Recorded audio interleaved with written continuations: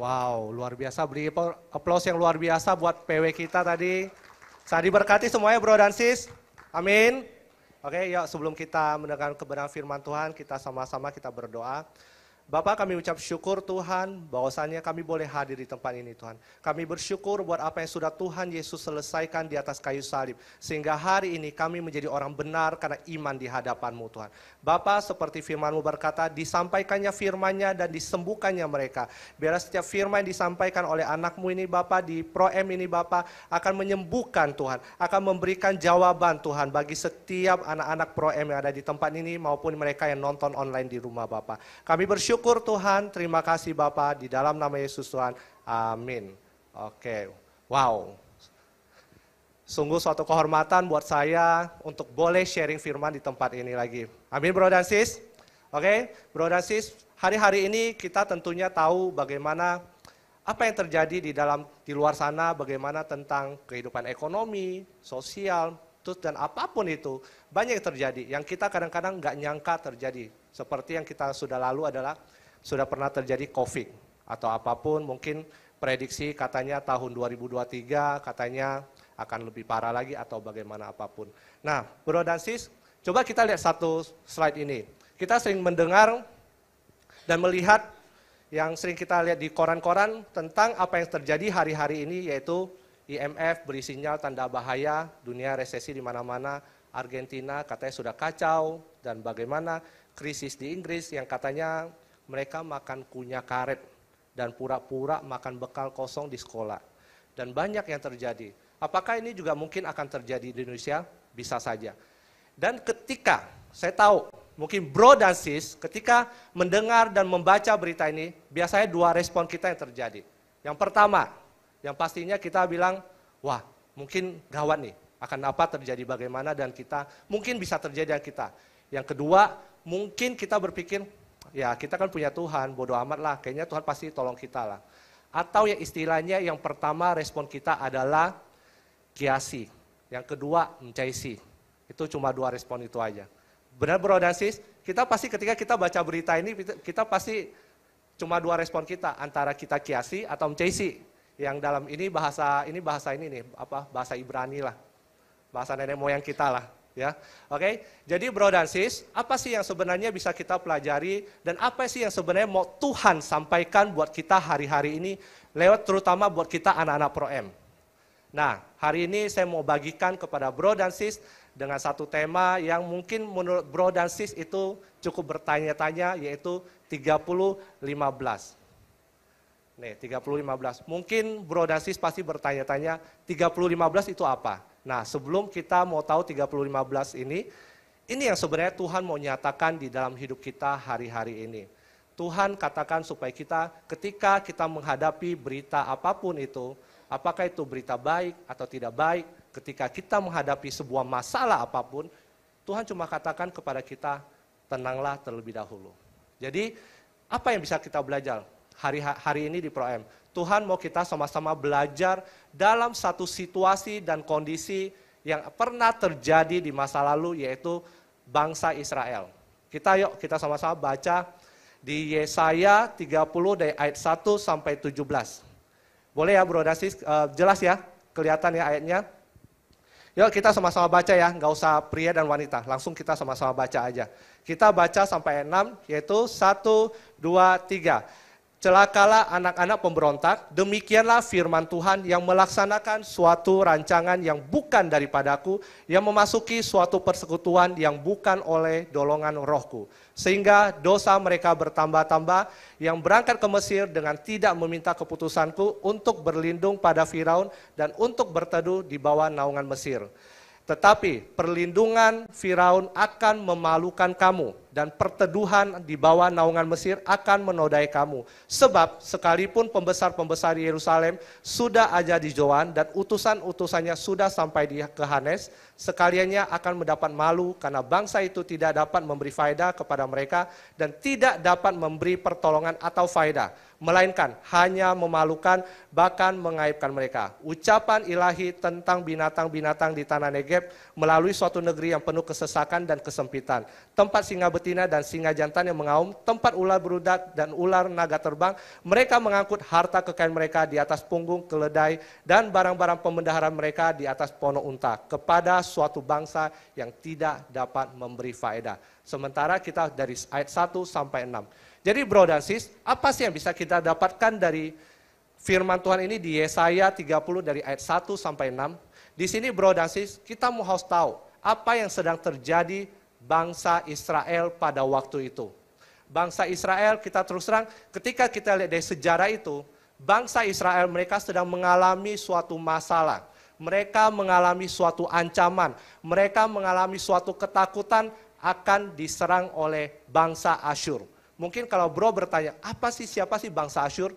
Waktu itu bangsa Asyur itu adalah sebuah bangsa yang sangat hebat, bangsa yang sangat besar, bangsa yang hendak menyerang bangsa Israel pada waktu itu. Jadi istilahnya kalau kita bandingkan, itu seperti Amerika Serikat mau nyerang bangsa, misalnya mau nyerang Timur Timur. Itu kayak gitu. Jadi Israel ibaratnya Timur Timur, bangsa Asyurnya itu Amerika Serikat. Seperti itu. Jadi bro dan sis, ketika dari firman itu, apa sih yang mau Tuhan sampaikan buat kita? Apa sih yang bisa kita belajar dari firman Tuhan ini? Tuhan katakan, mereka bangsa Israel, mereka yang sebenarnya selama waktu itu udah sering kali mendapat pertolongan Tuhan, tetapi mereka mencari pertolongan kepada bangsa Mesir. Mereka mencari pertolongan kepada bangsa Mesir yang mereka anggap bisa menolong mereka. Tetapi yang kita lihat, yang Tuhan katakan, mereka mencari pertolongan ke sana, tapi yang mereka dapatkan sia-sia. Yang mereka pergi ke sana itu tidak meminta keputusan Tuhan. Jadi bro dan sis, pertanyaannya buat kita. Ketika kita mengalami masalah, ketika kita mengalami persoalan, apapun persoalan kita, seringkali kita seperti bangsa Israel. Seringkali kita seperti bangsa Israel, kita mencari pertolongan bukan tanya Tuhan dulu. Kita kadang merasa kita udah hebat, merasa kita udah pintar, merasa kita udah gagah, kita punya segalanya. Kita mencari pertolongan kepada yang dengan keberhasilan itu. Nah bro dan sis, dari firman ini juga, apa sih juga bisa kita belajar? Di sini juga Tuhan katakan, saya juga pikir sih sebenarnya, kenapa sih bangsa Israel harus cari bangsa Mesir? Kenapa waktu itu mereka nggak cari bangsa Cina aja? Kenapa mereka nggak cari bangsa yang lain-lain? Kenapa harus meminta pertolongan dari bangsa Mesir? Tapi di sini bro dan sis, yang mau saya katakan, Tuhan katakan buat saya dan buat kita semua. Mereka Israel kenapa cari kepada bangsa Mesir? Mesir itu adalah sebuah masa lalu. Mesir itu adalah sebuah pengalaman. Mesir itu adalah sebuah yang kita anggap itu bisa kita percaya, bisa kita yakinkan untuk kita bisa selesaikan apapun yang menurut kita menjadi masalah kita. Mesir kan, karena dulu kan Israel pernah dijajah istilahnya dijajah Mesir. Benar kan bro dan sis kan? Nah, kenapa dia cari Mesir? Karena mereka mengingat sebuah zona nyaman mereka di zaman dulu. Mereka melihat apa yang pernah terjadi yang menurut mereka ini bisa. Tapi mereka tidak meminta pertolongan Mesir. Dan yang kurang ajarnya bro dan sis. Padahal selama ini kita tahu apa yang kita baca di dalam kisah Israel. Tuhan sudah banyak memberikan pertolongan kepada bangsa Israel. Membawa mereka keluar dari Mesir kepada tanah Kanaan. Memberikan mereka makanan atau apapun. Yang sangat jelas mereka bisa dapatkan pertolongan Tuhan. Yang mungkin ya bagi kita, wah itu luar biasa, kita aja nggak seperti itu loh, mungkin menurut kita. Nah bro dan sis, itulah yang kadang itu juga kita alami hari-hari ini. Kita seringkali tidak pernah meminta pertolongan Tuhan. Kita bahkan tidak pernah bertanya kepada Tuhan setiap keputusan yang kita ambil. Itu yang terjadi hari-hari buat kita. Nah di next, kita baca next lagi berikutnya di ayat 7 sampai 14. Ya, yuk kita sama-sama baca ya bro dan sis. Setuju ya? Tadi kayak saya nggak mendengarkan suaranya nih. Oke? Bisa nampak ya bro dan sis? Oke, yuk kita sama-sama baca di ayat 7 sampai 14. yakni Mesir yang memberi pertolongan yang tak berguna dan percuma. Sebab itu aku menamainya begini, Rahab yang dibuat menganggur. Maka sekarang pergilah, tulislah itu di depan mata mereka di suatu roh, dan cantumkanlah di suatu kitab supaya itu menjadi kesaksian untuk waktu yang kemudian, sampai selama-lamanya. Sebab mereka itu suatu bangsa pemberontak, anak-anak yang suka bohong, anak-anak yang enggan mendengar akan pengajaran Tuhan, yang mengatakan kepada para tukang tilik, jangan menilik, dan kepada para pelihat, janganlah lihat bagi kami hal-hal yang benar, tetapi katakanlah kepada kami hal-hal yang manis, lihatlah bagi kami hal-hal yang semu. Menyisilah dari jalan dan ambillah jalan lain, janganlah susahi kami dengan yang Maha Kudus Allah Israel, sebab itu beginilah firman yang Maha Kudus Allah Israel. Oleh karena kamu menolak firman ini dan mempercayakannya diri kepada orang-orang pemeras dan yang berlaku serong dan bersandar kepadanya, maka sebab itu bagimu dosa ini akan menjadi pecahan tembok yang mau jatuh, tersembur keluar pada tembok yang tinggi, yang kehancurannya datang dengan tiba-tiba dalam sekejap mata, seperti kehancuran tempayan tukang periuk yang diremukan dengan tidak kena sayang, sehingga di antara remukannya tiada terdapat satu keping pun yang dapat dipakai untuk mengambil api dari dalam tungku atau mencedok air dari dalam bak. Amin, bro dan sis. Kita agak panjang nih hari ini firmannya, karena biar kita harus tahu belajar dari satu sejarahnya dulu, sehingga baru kita bisa tahu ayat yang Tuhan mau nyatakan buat kita. Nah, bro dan sis, kalau kita melihat dari ayat 7 sampai 14, Tuhan katakan kepada bangsa Israel, mereka mencari pertolongan kepada Mesir yang tidak dapat memberi pertolongan yang tak berguna dan percuma. Sebab Mesir itu adalah Rahab yang dibuat menganggur. Mungkin bro dan sis mau bertanya juga, atau mungkin bertanya-tanya, apa sih Rahab yang menganggur? Jadi di sini bro dan sis, sekilas ya, Rahab itu bukan Rahab yang mereka yang ada di tembok Yeriko itu, bukan. Tapi Rahab yang dibuat menganggur itu ada sebuah kiasan yang Tuhan nyatakan kepada bangsa Mesir, di mana Israel mau cari pertolongan di bangsa Mesir. Rahab itu adalah yang kalau dalam kita terjemahan di bahasa Ibrani, yang artinya adalah kesombongan. Kesombongan yang dibuat menganggur. Atau Rahab itu adalah yang adalah sebuah binatang mitos dalam Mesir. Jadi Tuhan katakan kita Israel, mereka mencari pertolongan yang sia-sia, mencari pertolongan yang menurut mereka itu hebat, itu bisa menolong, tapi ternyata tidak bisa menolong apa-apa. Ya, bro dan sis. Dan di sini kita juga tahu, dari ayat ini kita bisa mempelajari bagaimana bangsa Israel pada waktu itu mereka sudah punya satu mentalitas, mereka memberontak sebenarnya. Di sini dikatakan mereka menjadi bangsa pemberontak. Mereka itu memberontak terhadap pengajaran firman Tuhan. Mereka nggak mau mendengar firman Tuhan. Bukankah kita hari-hari ini, mungkin kita juga demikian bro dan sis. Ketika kita ada di dunia kerja, kita ada di dunia ketika di dalam usaha kita, bisnis kita lebih percaya kepada sesuatu yang kita dengar dari mungkin motivasi-motivasi. Mungkin kita dengar dari orang lain yang menurut kita pengalaman-pengalaman mereka lebih hebat. Sebenarnya tidak salah.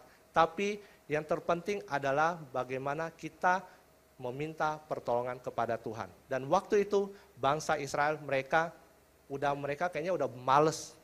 Mereka udah bosan dengar firman Tuhan. Mereka udah males akan pengajaran firman Tuhan. Kenapa saya katakan begitu?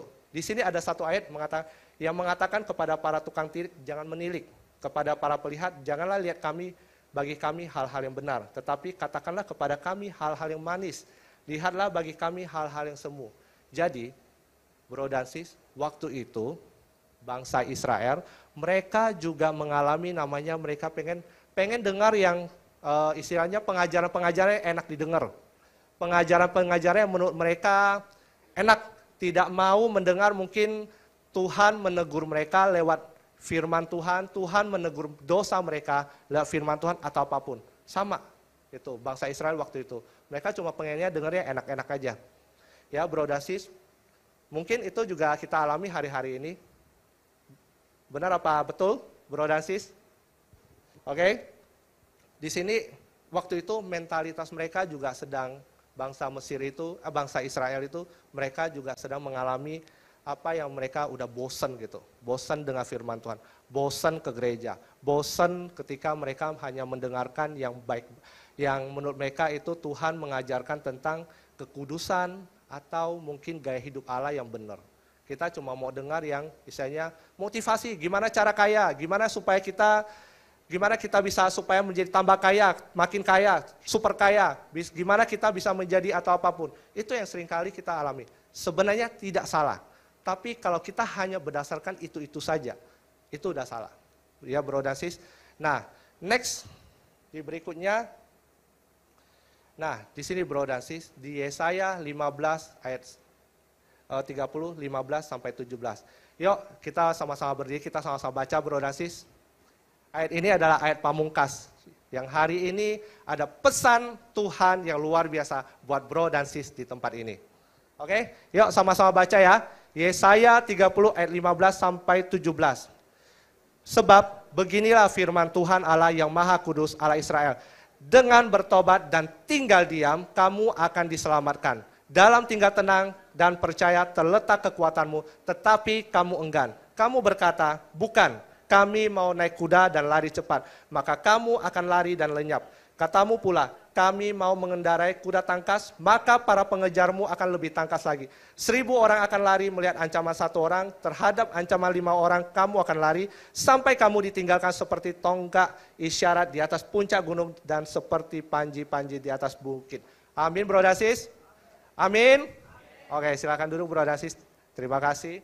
Oke, bro dan sis, nah, ketika kita tadi tahu apa yang sudah terjadi dengan bangsa Israel, ketika mereka menolak pengajaran Tuhan, bagaimana mereka mengalami apa? Mereka mencari pertolongan yang sia-sia, mereka mengalami apa yang mereka cari, pertolongan yang menurut mereka itu jauh lebih baik daripada yang menurut kita bisa selain bertanya kepada Tuhan.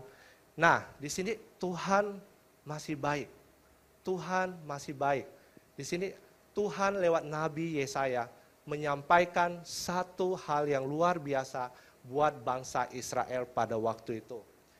Nah, di ayat ini bro dan sis kita bisa lihat bagaimana Tuhan yang penuh dan kasih menyatakan kepada bangsa Israel ketika mereka melakukan hal yang sudah tidak benar, ketika mereka sudah melakukan hal yang sudah salah jalan atau udah gak pantas atau apapun, Tuhan cuma berkata dengan bertobat dan tinggal diam, kamu akan diselamatkan. Dalam tinggal tenang dan percaya terletak kekuatanmu. Tapi di sini kata terakhirnya, tetapi kamu enggan. Nah bro dan sis, pernahkah kita berpikir bro dan sis, apa yang dialami oleh bangsa Israel pada waktu itu, mungkin sedang kita alami hari-hari ini. Mungkin kita udah ngerasa kayaknya, oh kita ketika ada masalah, ketika kita menghadapi masalah di tempat kerja, ketika kita ada masalah, ketika di masalah tempat kerja yaitu kita mengalami politik kantor di tempat kerja, kita mengalami difitnah orang di tempat kerja, bagaimana kita mengalami apa yang istilahnya difitnah, politik kantor, atau banyak, mungkin gaji kita nggak naik, kenapa yang lain naik, terus yang mereka yang naik jabatan duluan, kenapa kita belum naik jabatan, mungkin itu kita pikir seolah-olah tidak adil. Dan kita akhirnya mencari pertolongan, yang mencari cara gimana supaya kita bisa naik gaji, mencari cara supaya kita gimana bisa naik jabatan, mungkin dengan jilat atasan atau apa mungkin bisa. Ya, itu yang sebenarnya mencari pertolongan yang sia-sia. Gitu. Ya bro dan sis, di sini apa yang terjadi mereka mungkin kita juga alami. Karena kenapa bro dan sis, kenapa Tuhan sampaikan firman ini buat kita hari-hari ini? Karena Tuhan mau kita belajar dari apa yang pernah terjadi di masa lalu. Apa yang pernah terjadi sebuah kisah dari bangsa Israel di masa lalu. Bagaimana mereka mencari pertolongan mereka yang sia-sia. Mungkin bro berkata, oh Tuhan itu aku. Itu saya yang kayak gitu. Saya suka mencari pertolongan sia-sia. Mungkin kita bisa berkata, Tuhan itu aku yang ngalamin loh. Aku yang kadang suka kayak gitu, udah bosan pengennya hanya mendengar hal-hal yang baik, hanya mau mendengar motivasi-motivasi, tidak mau mendengarkan suaramu. Tapi Tuhan di sini bro dan sis, Oleh karena apa yang sudah Tuhan Yesus selesaikan di atas kayu salib. Buat kita, karena kita yang berbeda hidup kita hari-hari ini dengan apa yang terjadi pada bangsa Israel waktu dulu, yaitu kita ada Kristus. Kita ada Yesus yang sudah mati di atas kayu salib buat kita. Tuhan katakan buat kita, bertobat. Bertobat itu artinya kita sadar. Bertobat itu artinya ketika kita sudah tahu kita salah jalan, kita berbalik dari keputusan kita yang salah. Ketika bertobat, itu ketika kita menyadari apa yang kita lakukan selama ini udah gak benar. Dan Tuhan mau kita balik. Dan Tuhan penuh dengan kasih, Dia mengasihi kita untuk kita berbalik.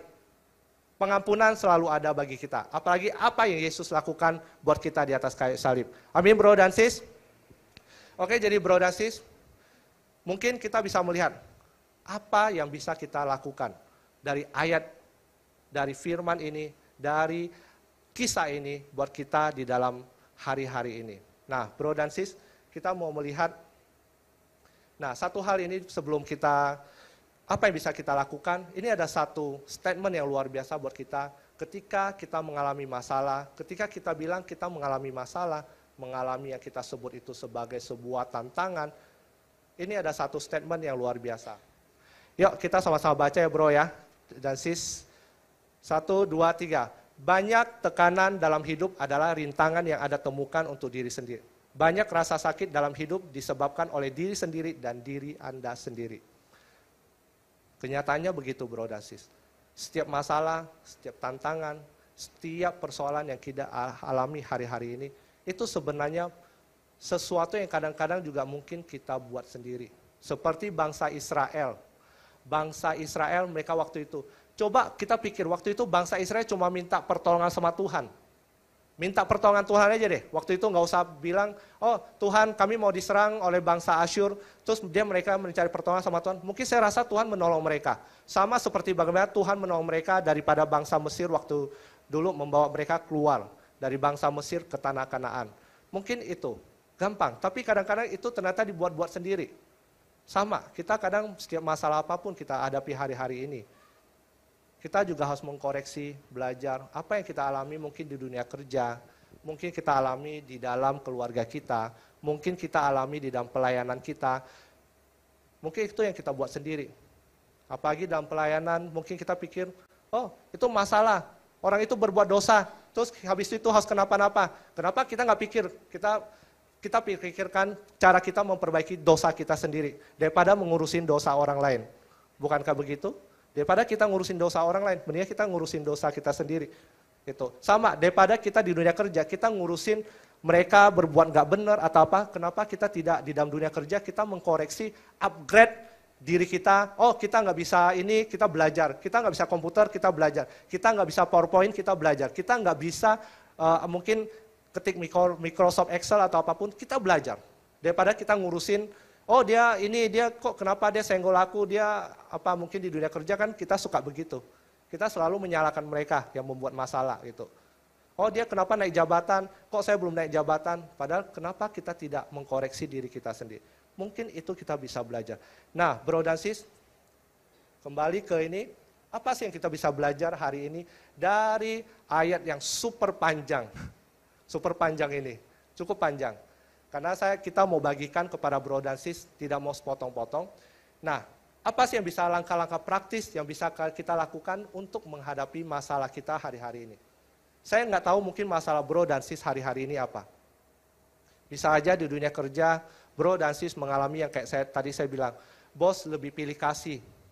Bos mungkin lebih, oh kenapa dia naik jabatan, kenapa dia boleh cuti, ini tak boleh cuti, kenapa ini begini atau apa, atau bagaimanapun.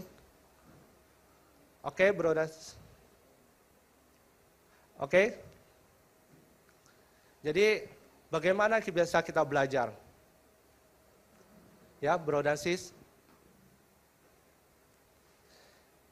Oke, apa yang bisa kita lakukan langkah-langkahnya dalam menghadapi masalah-masalah kita hari-hari ini? Yaitu kita pertama, Tuhan mau kita belajar untuk diam. Tuhan mau kita belajar untuk diam. Tuhan mau kita belajar untuk diam ketika kita menghadapi masalah apapun, kita diam dulu. Diam itu bukan berarti kita bengong. Diam itu bukan berarti kita tidak melakukan apapun. Diam itu bukan kita cuma hanya kayak patung. Tapi diam itu adalah sebuah tindakan. Ketika kita pusing, ketika kita mengalami sebuah masalah, yang kita lihat, wah ini masalah kayak gini, gimana selesaikannya apapun atau bagaimana. Tuhan katakan kita untuk diam terlebih dahulu ketika kita mengalami sebuah masalah. Ya bro dan sis, diam itu adalah sebuah tindakan. Sebuah tindakan, apapun masalah kita hari-hari ini, apapun persoalan kita hari-hari ini bro dan sis, langkah yang pertama yang kita lakukan adalah kita diam dulu. Tuhan mau kita diam dulu. Kita diam terhadap ketika kita diam, kita baru bisa melihat persoalan kita dengan benar. Ketika kita diam, baru kita bisa menilai sebuah permasalahan di dalam hidup kita. Ketika kita diam, kita bisa baru melihat apa yang terjadi di dunia kerja kita. Kita bisa diam, mungkin di dalam dunia kerja ini, kenapa bos pilih kasih? Oh, ketika kita diam terlebih dahulu, kita ternyata Tuhan lebih penuh dan mereka ternyata lebih skillnya ada daripada kita. Terus kita, karena skillnya ada, kita tak ada, masa kita harus salahkan? Kan tidak mungkin kan bro dan sis. Oke, jadi itu yang bisa kita lakukan terlebih dahulu, kita diam dulu ketika kita menghadapi sebuah masalah. Apapun masalahmu di dalam dunia kerja, dalam rumah, dalam pelayanan, kita diam dulu. Kita lihat, diam, kita diam. Dan diam, nah bro dan sis, ini juga ada satu filsafat yang luar biasa yang bisa buat kita belajar. Kalau kemarin dari bro Miao Chan, filsafatnya dari dunia barat. Kalau hari ini saya memberikan satu filsafat, yaitu dari dunia timur. Ya bro dan sis, di sini ditulis, 海明伟说，人一辈子用2年学会说话，却要用一辈子学会闭嘴。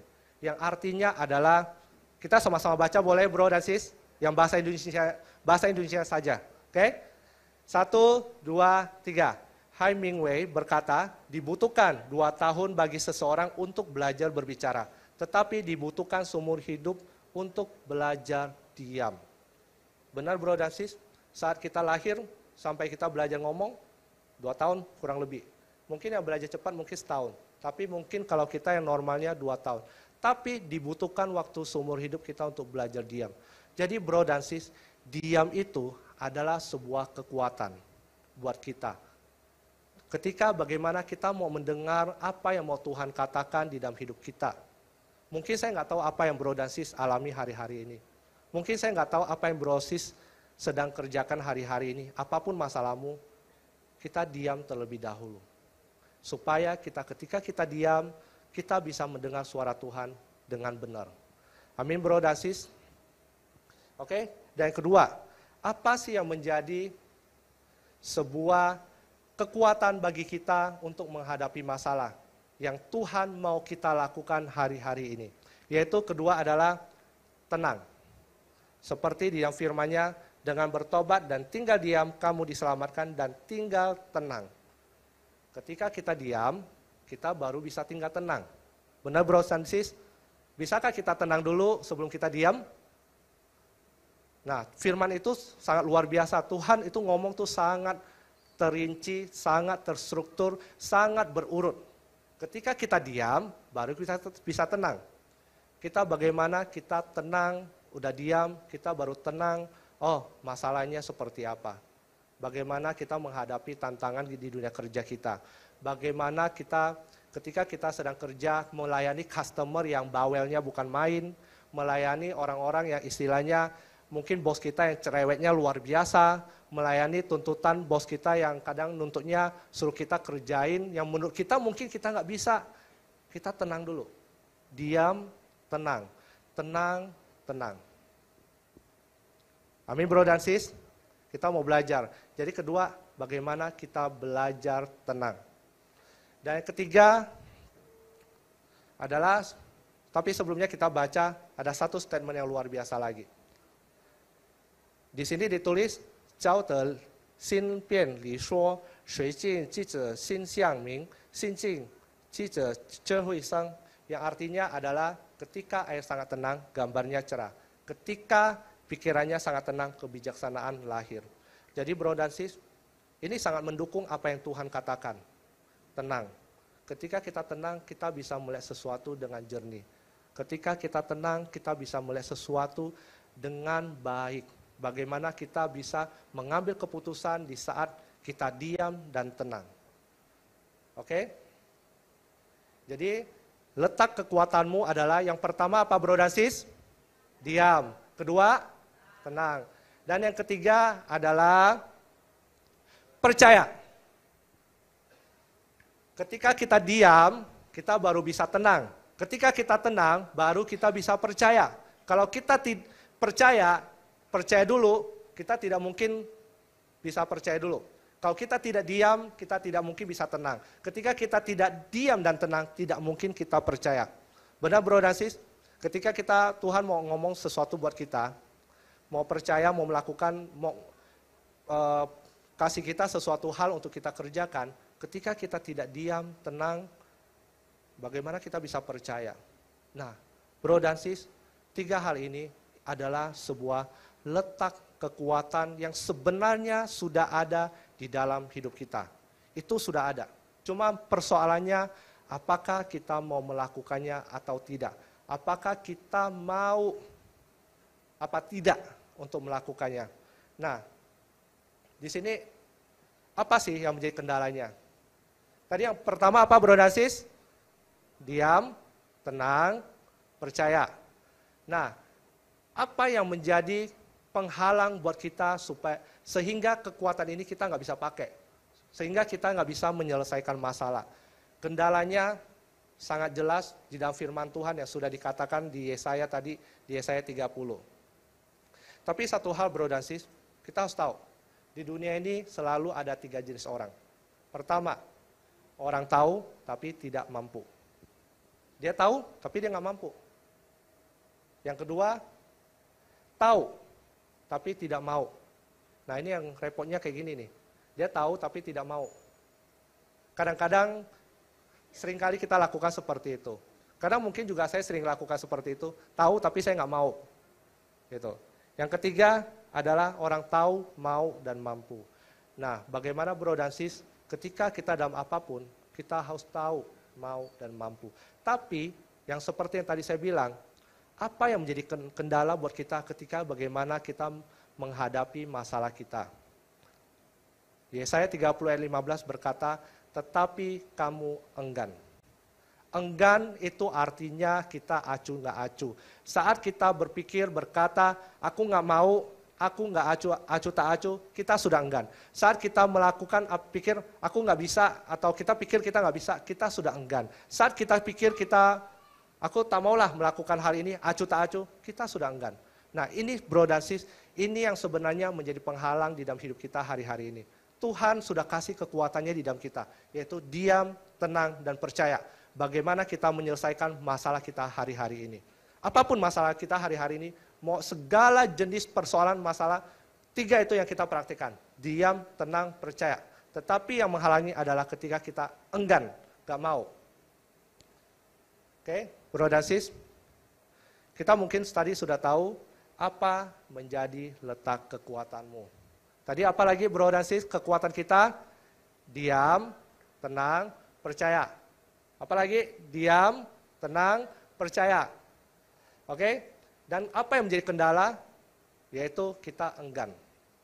Nah bro dan sis, ketika bagaimana kita tadi sudah belajar diam, tenang, percaya. Bagaimana kita bisa percaya? Satu hal yang sangat jelas buat kita adalah belajar kita, bagaimana kita harus tahu bagaimana kita bisa diam, tenang, dan percaya. Apa yang menjadi landasannya? Tapi sebelumnya, kita main game dulu boleh ya? Game dulu ya. Oke, yuk kita semua bangkit berdiri, boleh? Biar kita fresh dulu nih, biar kita segar. Gamenya satu hal gampang sekali buat bro dan sis. Ikutin apapun yang saya katakan. Gamenya ya, ikutin apapun yang saya katakan. Oke bro dan sis? Oke, sama-sama katakan ya. Bebek-bebek. Telur-telur-telur. Bebek-bebek. Ada berapa bebek? Hah? Berapa? Ada berapa bebek? Hah? Nah, ada berapa? Kayaknya belum paham ini. Ikutin apapun yang saya katakan. Oke? Bebek, bebek, bebek. Telur bebek. Berapa bebek? Hah? Kayaknya belum paham lagi nih bro dan sis nih. Belum nih. Ikutin apapun yang saya katakan. Ikutin apapun yang saya katakan. Bebek, bebek. Telur, telur, telur. Ada berapa telur? Hah? Ah, ini udah pinter nih. Ini udah pinter nih. Oke. Ada berapa telur? Ada berapa bebek? Ada berapa ayam? Oke, beri applause dong buat diri Anda sendiri. Oke, silakan duduk. Jadi, apa sih yang bisa kita belajar dari game ini, bro dan sis? Nah, ada hubungannya dengan ketika kita sudah tahu letak kekuatan kita sudah tahu bagaimana apa yang menjadi kendala buat kita. Jadi sumbernya apa buat kita, landasan di dalam hidup kita supaya kita bisa tenang, diam, tenang, dan percaya. Kita percaya apa dulu dong, gitu kan? Percaya apa dulu? Percaya firman atau percaya apa? Nah, di sini kita bisa belajar satu hal yang harus kita lakukan adalah seperti game tadi, belajar mendengarkan firman Tuhan. Belajar mendengarkan baik-baik. Tadi kan saya bilang, ikutin apapun yang saya katakan. Gampang aja sebenarnya, ikutin apapun yang saya katakan. Sebenarnya saya juga nggak tahu tadi berapa telur, berapa bebek sih sebenarnya. Cuma hanya menguji aja sebenarnya. Nah, bro dan sis, sama seperti itu. Apapun yang kita belajar, kita selalu belajar mendengarkan akan pengajaran firman Tuhan. Kenapa saya katakan seperti itu? Di dalam ayat itu, yang firman tadi itu, di Yesaya 31-17, dikatakan, terutama Yesaya 30:9 dikatakan adalah mereka enggan mendengar pengajaran firman Tuhan. Jadi bro dan sis, kita belajar. Patokan di dalam hidup kita patokan ada sumber segala-galanya adalah setia mendengarkan firman Tuhan. Mendengar bukan hanya kata mendengar. Mendengar itu ada sebuah tindakan. Mendengar itu ada sebuah skema buat kita. Yang benar-benar kita dengar sehingga kita bisa lakukan. Jadi mendengar bukan hanya cuma mendengar tapi kita nggak lakukan. Tapi mendengarkan di sini adalah mendengarkan dengan melakukan. Amin bro dan sis. Oke bro dan sis. Nah, apa yang menjadi, saya mau tutup pesan Tuhan buat kita hari-hari ini. Sama-sama baca bro dan sis, yuk. Pesan Tuhan di Yesaya 30 ayat 1-17.